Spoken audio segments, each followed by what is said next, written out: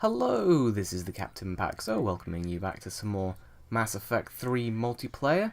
We've got the Krogan Warlord Sentinal here this time as a character that I haven't really played too much of because I never got it on the 360, so it's nice and refreshing, brand new, and we have, well, not the best assortment of powers. Sure, the electric hammer and biotic hammer, they're pretty good at base, but I don't think I've got them set up in the right way. I went with the cryo on the electric hammer, and yeah, some poor mistakes. You'll see my build at the end of this video, as with every video, so you can kind of laugh at that and give me some suggestions on how to use this character a little bit better. But we are on a very long range map, which does I'm using a melee character with a shotgun. It's not going to be all that fantastic for me. It's not going to be a high scoring game for me at all. I'm going to end up putting myself in some really shitty positions. And I'm going to end up getting flanked, and I'm going to end up going aggressive on enemies that I really shouldn't because I don't know this character's strengths yet. So it's gonna be pretty interesting. But for the first few waves, it's gonna be pretty simple because we have a patented Puggernaut who seems to be using an ability setup because he's got an SMG out, or does he have like a shotgun as well? Can't quite tell, but he's gonna be dealing some amazing damage. Being able to hold the phantoms in place so they can't grab anyone. Hopefully that's gonna really help me out, because even though the Krogan Warlord is a character that can't get in cover, he's not like the Juggernaut. He can still get sync killed, and it's happened far too many times already for me to really care to mention. It's late. I run up to a brute thinking, oh yeah, this is safe for me to use a biotic hammer on, and then I get grabbed and insta-killed, and I didn't realize just how quick the brute grab kills. Like, I thought it was fairly slow, like the Banshees. No, it's ridiculously fast. So thank God those things are slow as hell and super big, so they can't, it's hard to miss them. Gives you some good time to get away from them, But, yeah, lots of just trying to get used to this character and trying to understand when to use the biotic hammer and when to use the tech hammer. Because the thing is like, the tech hammer deals a really good amount of damage, like against bonuses against barriers and shields, right? But it deals less damage than the biotic hammer, which gets bonuses against barriers and armor.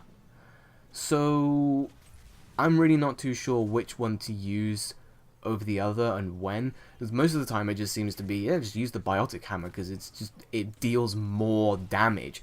And if you're fighting something that has a barrier or is armored, then yeah, always with the biotics, And I tend to melee stuff when their shields are down because they're pretty safe for me to go for the melee, as we get a one-shot on that, well, near one-shot on the Dragoon with a biotic hammer, so that's really good to know.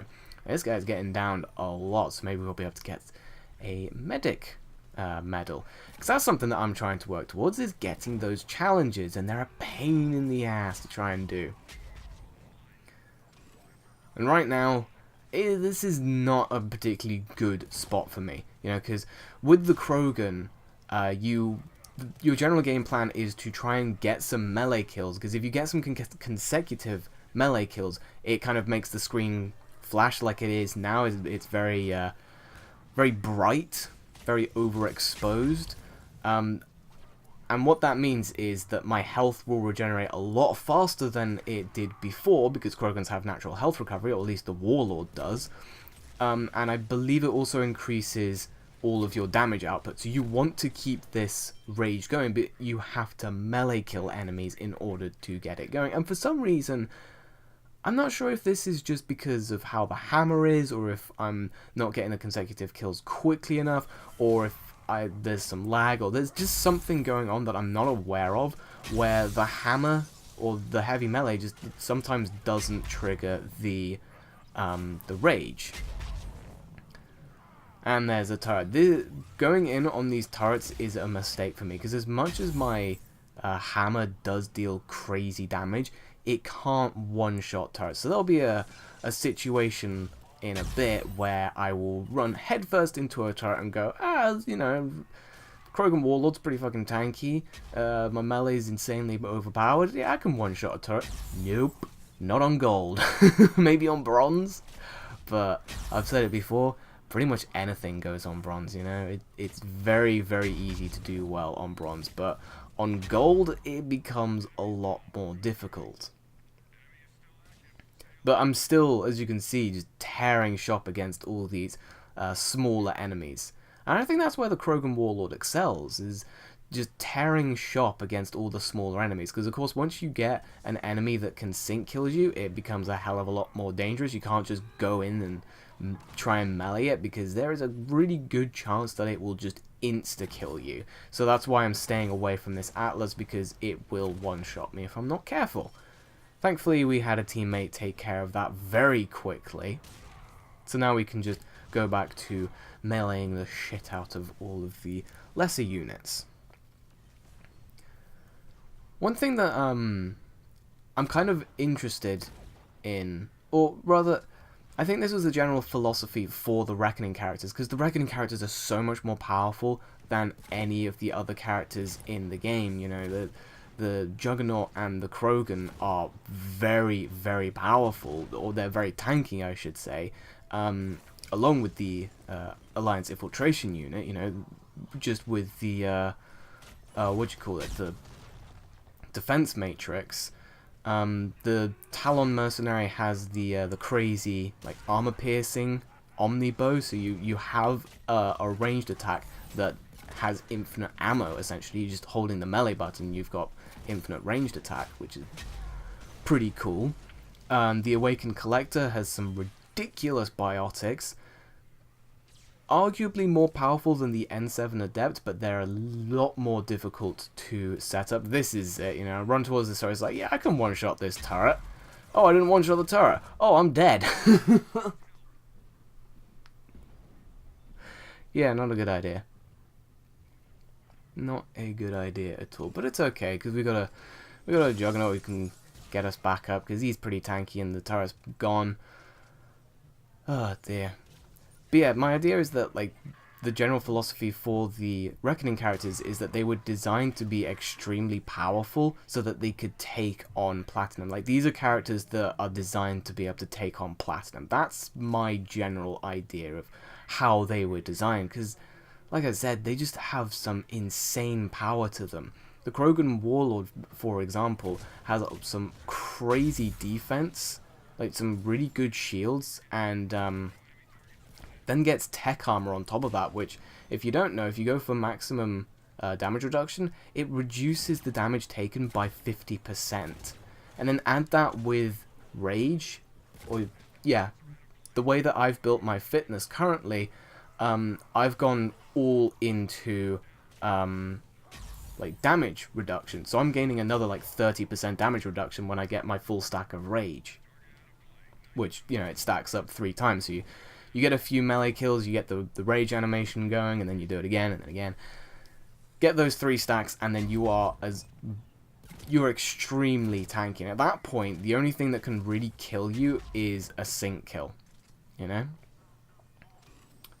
And then fucking Biotic Hammer being able to detonate Biotic combos, Tech Hammer being able to detonate tech combos, and just generally dealing a lot of damage.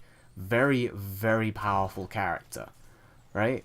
So it kind of wrecks shop. It absolutely wrecks shop in bronze, and it even wrecks shop in silver, and, well, I'm going to make a pretty decent display of it doing fairly well in gold when I have really not much idea how to use this character. Really not much experience at all, and it's a long range map. I'm going to do okay, considering that it's kind of difficult for me to close the gap between enemies. I'm going to survive with relative ease. I'll make a few oopsies along the way though, but nothing I can't recover from, if I remember correctly. We'll see. But we're on wave 7 already. This has been going really quick, actually. Am I sure this is gold? Good lord. Get rid of those turrets before they become a nuisance. Try and get rid of them, because we learned, well, a couple waves ago that they will one-shot me. Not very good. And there's a turret right behind me and another turret there that's just been set up. I can't stop it. I need to run away. Yeah, but you can see my health just regenerating. This is like, I don't fucking care. You think I fucking care? It's fucking health regeneration. And I'm just going to try and snipe the combat engineers with the Eviscerator. Because trying to close the distance whilst there's that turret there is a little bit scary. But I am going to try and get a little bit closer as I run out of ammo. Ooh, it can take a few hits, but want to get rid of those shields. Take its health down a little bit. I'm going to try and bait out its attack so that I can get in there and then finish it off. So bait it out. There we go. It started firing. Hide behind cover. Wait for it to kind of cool down, and then we can slam it. That's how you take out turrets a little bit safer. But you can see now my rage is completely gone because, again, just haven't been able to get a lot of melee kills because it's a very big map. Enemy spawns are very spaced out, and it's very difficult for me to get up close and personal without getting sniped from like a nemesis or something. That right there, meleeing a phantom, very risky. I've said it before, but you need to be careful. There's a time in which you are able to go in and melee a phantom or a banshee, and that's when, first of all, they're turned away from you. You know, they're prioritizing your teammate. Second of all, they are in a long animation that takes them a long time to recover, so you can get in your melee hit and then back off by the time they're able to go into the grab animation. This is going to get a little bit interesting right here because I'm getting chased down by a phantom, and I'm not confident in the range at which I can one-shot them with a heavy melee. I'm a little bit scared of getting grabbed there. Tried to go for the melee, but she ended up cloaking, and I've completely lost her. She's behind that box. There it is, that box, and I fuck up the running melee, and now she's got her barriers back. Am I going to try and one-shot her with a biotic hammer? That'll do the trick. Way stronger than the electric hammer, which kind of makes me think maybe I should just ditch the electric hammer altogether, but it definitely has uses, especially when your teammates are very tech-orientated. Like, you've got someone doing the snap freeze or someone doing a flamer, you can detonate those. It's useful in general, whereas the biotic hammer cannot do that. Oof. Able to one-shot Centurions with that. And again, just, I don't care, I'm getting shot. I have regenerating health. Right, so we're going to wait for this Atlas to do a long animation like that rocket, and we're going to hit it with the melee.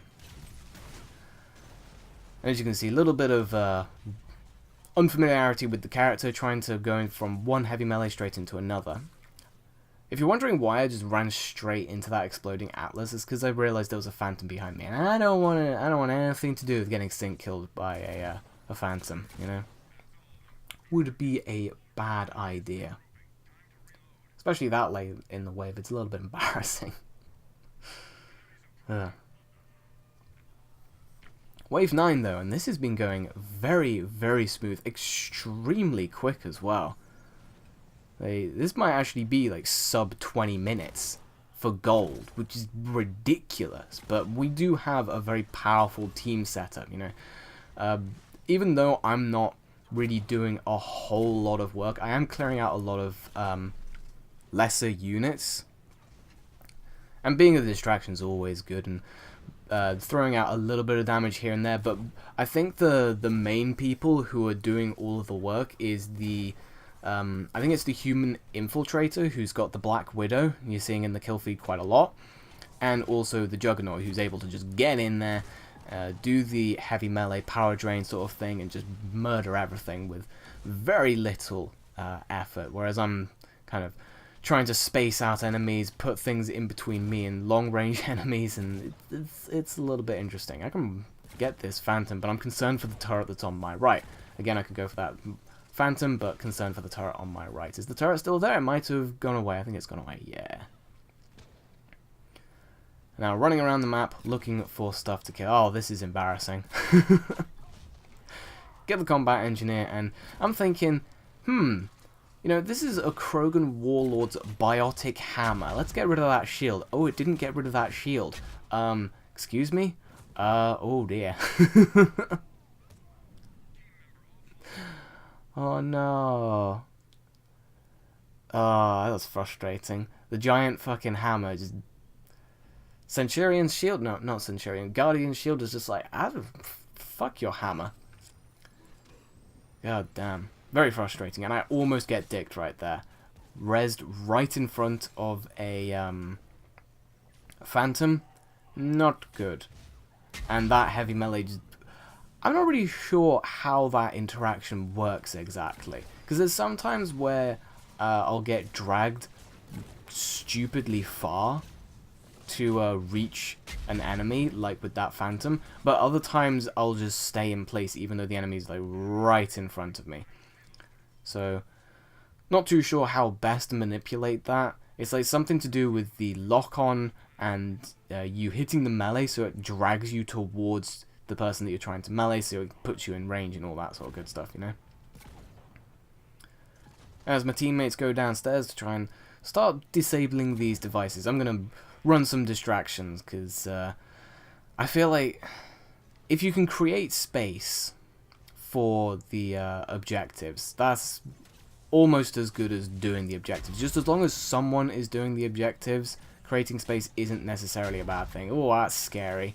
Trying to go for the biotic hammer, but it didn't lock onto the Phantom right there. Not nice.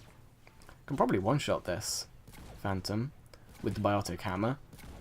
Oh, now definitely in range, but she went in Viz, so it just locked on. Lost the lock on.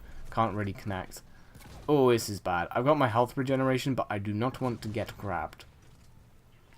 Hey, submission net also works against Phantoms. I could run in there and get a melee kill on those Phantoms, but another Phantom turning up. This is wave 10 gold, though, to be fair. There's going to be a lot of Phantoms, and we're going to start getting really pinned, me and this Vorcha, who's also doing some pretty decent work, but Vorcha's not as tanky as the Krogan Warlord.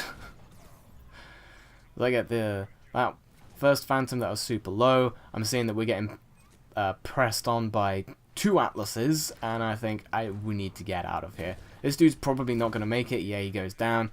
There's a lot of stuff in between me and him, and he decides to use a gel. I'm not too angry at that gel, have to be honest, because, like I said, it was a very difficult spot for us to actually get in there, but I do believe we could have gotten in there to revive him. I think it was just a judgment call on his part. But now we've got just a Phantom and an Atlas, and I'm starting to get obliterated by the Atlas. Heal me! Fucking worthless gas turret. Come on. Shields. There we go. Even if it's just a small amount of shields, it's enough to get the shield gating activated. So it's enough to make you safe-ish. As we have a Phantom who just went in this with barriers, apparently. And apparently that melee killed. Hitboxes are always a bit weird. So there we go. Now we're on extraction wave. And it spawns at the spawn. Because sometimes it doesn't. Sometimes it's, well, to my character's left right now. Which is a little bit odd. I'd kind of like to see maps do that a bit more, where the extraction zone could be in multiple different places, but, you know. There's not really much point in saying what I would like from Mass Effect 3 multiplayer, because it's never going to fucking get updated again. I mean, maybe if someone wants to create a new, like, Mass Effect 3 style of a multiplayer game, then that fucking all ears, you know, but I don't really see it happening, so we're just going to keep enjoying the game that we have, right? As I run into an Atlas, almost take some damage from that. But the Atlas explosion isn't all... It's not crazy powerful. It's not crazy enough to wipe out the Krogan Warlord shields, at the very least. Aggressive oh my god. It was me preparing for a melee, but fucking Infiltrator already had a number. Good god. Ooh. Yeah, that rocket itself just not really doing much damage to me. Geth Juggernaut goes down, that's a first, and he decides to gel, and I think, well, he probably needs some backup, and there's a lot of enemies. Wow. I mean, there's one Phantom there, there's an Atlas to the left, another Phantom, that was a Dragoon that just died. And missile launcher to the Atlas, there was some more, if you watch the kill feed. Good lord, there's a lot of enemies. So, just trying to clear out the landing zone now. Yeah, you can one-shot those Phantoms from a pretty reasonable amount of health, actually, with the Biotic Hammer. And we get full extraction. Hooray! That went pretty well. Again, I'm pretty unfamiliar with this character, so the build that I used is not very optimal at all. I have since, promoted the Sentinel and have been building the Krogan Warlord in a slightly different way, but I'd like to know how, a normal build goes. But anyway, thank you very much for watching, and I'll catch you next time.